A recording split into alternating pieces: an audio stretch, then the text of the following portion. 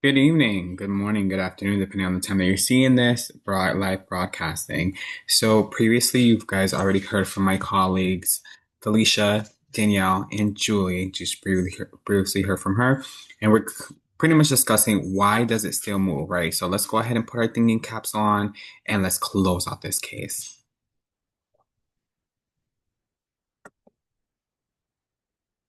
So why does it still move? So you just recently learned about the neuromuscular junction. You learned about the excitation, contraction, coupling. You learned about the cross bridge. I'm here to talk about why does this actually move, right? So we previously just got these two videos from our professor, Dr. Wong, who pretty much showed us two objects, which I'll show you guys a little clip in a little bit, but pretty much a headless fish and a headless chicken both have no guts. Both are pretty much on the verge of death, right? So quickly to touch on the process of death. What happens, right? So you have your cessation of the vital functions. The heart stops, right? You stop breathing. You're dead. Boom, done. Your brain cells die within minutes. Then you enter into body cooling, and then you enter into rigor mortis, which we'll talk a little bit about that. And then, of course, you decompose and become food for the animals and the worms, and you get put 6 feet underground, right? Yeah. So, how does it still move, right? So, in these two videos, I just captured little snippets where you can see the fish with no guts, no head. The chicken, it looks like it's ready to be stewed, cooked, grilled. But why does it still move? But before we get into the reasons why it would still move, let's talk briefly about parts of death that sounds very interesting because when we think about death, we think about a cold, stiff body. But in order for it to become that moment, we got to understand who is in charge here, right? So is the muscle in charge or is the nerve system in charge, right? And in layman's term, the nerve system is in charge. It controls the body. Your muscles do all the heavy lifting. So you walk, you run, you lift, you bend over, you exercise, you go through torture in your body. So muscle system equals action and movement. Nervous system equals your control center. Before you enter into decomposition or during the process of decomposition, there's a moment in your body where everything stiffs up, right? You just lock in, you can't move.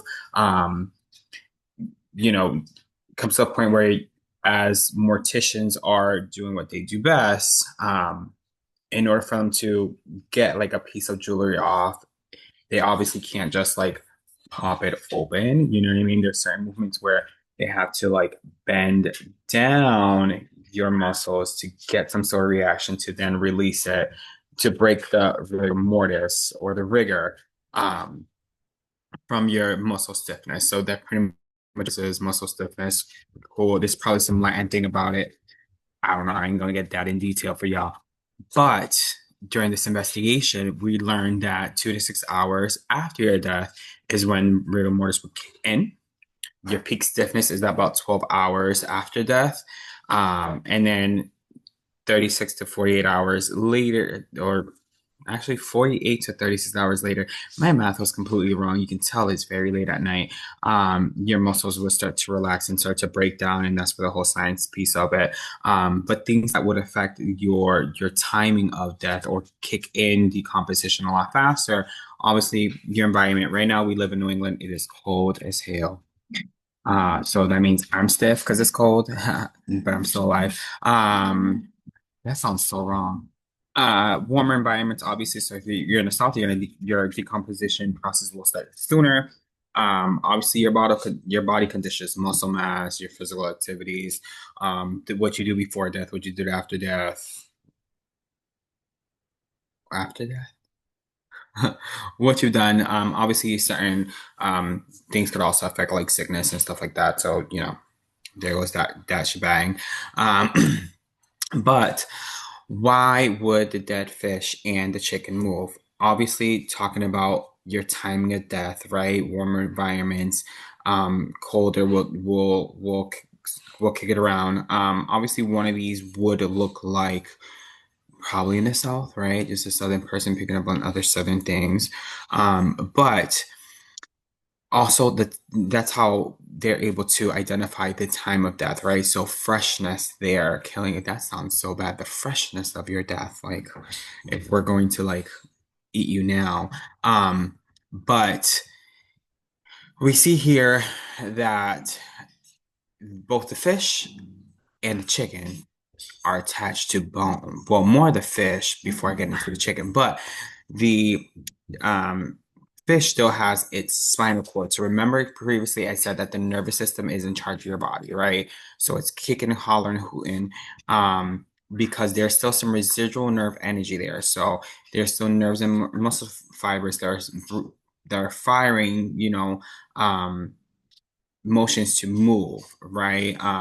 The spinal cord is still storing all of that residual energy, which can cause some muscle spasm. So as the lady is trying to grasp the tail to skin the chicken, obviously it's going to like high alert gear, like, hey, something's attacking me.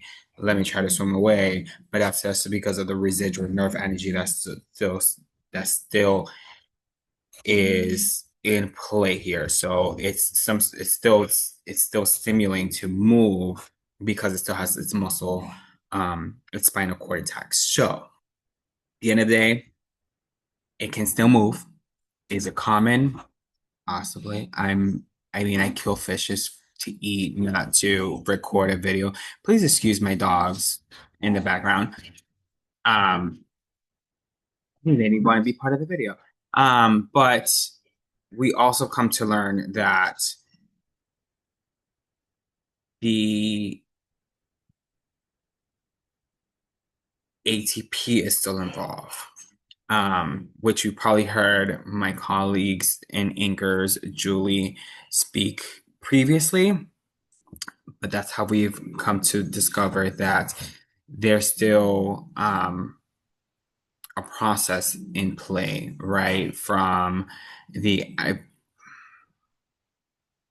action potential motion. It is very late at night, so I'm not speaking English. I will be very honest. But pretty much they're still charged through before the ADP kicks in that will break the cycle and start to decompose. So I hope you learned. Thank you so much for watching our news podcast. I hope you learn that I don't speak English, but I do understand that. Have a good evening.